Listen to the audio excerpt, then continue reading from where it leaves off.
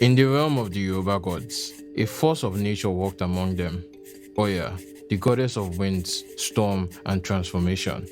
She was no gentle breeze, no quiet whisper of air. Oya was the howling wind that tore through the land, the sudden gusts that brought change, the fierce storm that reshaped everything in its path. Dressed in flowing burgundy and crowned with the energy of the tempest, she carried the double-headed axe, a symbol of her dual nature, both a fierce warrior and the harbinger of inevitable change. Every bolt of lightning that split the sky carried her power, and every rumble of thunder was her voice speaking to the world. Beyond the wind and the storms, Oya held domain over a realm few dared to enter, the world of the dead.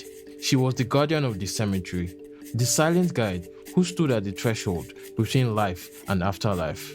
Where others feared the end, Oya saw the beginning, ensuring that the journey between realms was not one of fear, but of transition. It was she who carried messages between the living and the ancestors, she who protected the souls of those who had passed.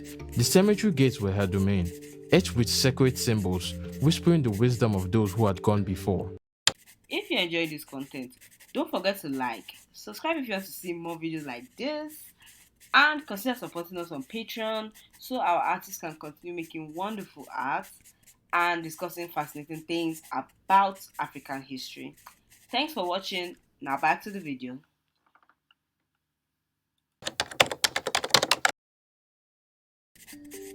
One fateful day, the winds carried cries of suffering to Oya's ears. A darkness had descended upon the land, sowing fear and oppression. The rivers swelled with unrest, and the trees bent under the weight of despair. Oya could not stand idly by. She mounted her back horse, the embodiment of speed and power, and rode toward the troubled lands. As she moved, the skies darkened, thunder cracked, and the winds howled in warning. Her very presence was a message. Transformation was coming.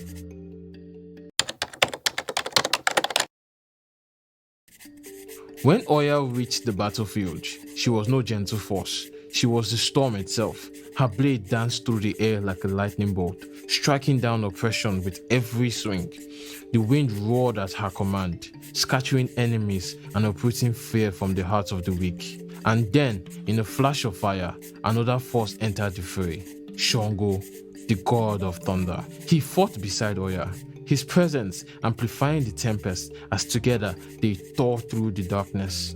The heavens wept, cleansing the land as the storm raged on. But Oya knew that true transformation was not just about destruction, it was about renewal. When the battle ended and the winds settled, she did not simply disappear. Instead, she stood among the people, guiding them through the processes of healing. She taught them resilience, showed them that from destruction, new life could bloom. She helped them rebuild, not just their homes, but their spirits. The land once broken and beaten by darkness flourished again, and in the hearts of those she had saved, Oya's spirit remained.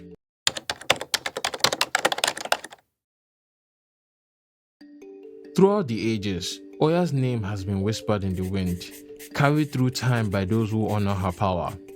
Worshippers celebrate her through vibrant festivals, dancing in swirling patterns that mimic the storm, wearing deep burgundy and purple, the colors of transformation. Even across oceans, in lands far from her region, her presence is felt in the African Caribbean traditions of Candomblé and Santeria.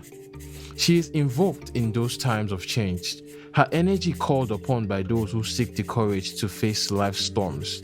And so, whenever the winds rise and thunder rumbles in the distance, listen closely.